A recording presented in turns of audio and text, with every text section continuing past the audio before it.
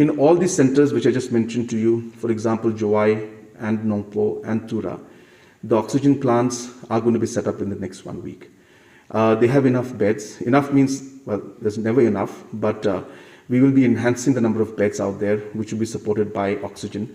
So close to about maybe 40 exactly, depending on the size of the plant, which I don't have details with me right now, but anything between 30 to 50 beds in every district. The major districts will have, in the civil hospital, will have oxygen supported beds. This is a high flow oxygen I'm talking about. And in places like Tura, we have already sanctioned and given the work order for the 100-bedded COVID facility, which will also have all 100 beds with oxygen.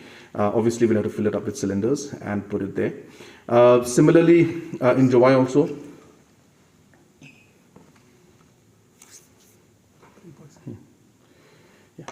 so similarly in Jowai and Nongpo, also somewhere there will be civil hospitals, somewhere we're going for the MCH, the Mother and Child Hospital. So depending on the locations, so you're right, we have realized this importance of ensuring that the rural infrastructures also are upgraded. So this work for this has started almost about 2 weeks back. And now, as I said, the work as we speak is going on. And we're hopeful that 3-4 locations, as I mentioned just now, the oxygen plants will be up in about a week's time. And then the other 3-4 locations in about 2 weeks' time. So almost all the district headquarters will have some form of oxygen supported beds to ensure that if there's any kind of district situation, then at least basic facilities are there for the people.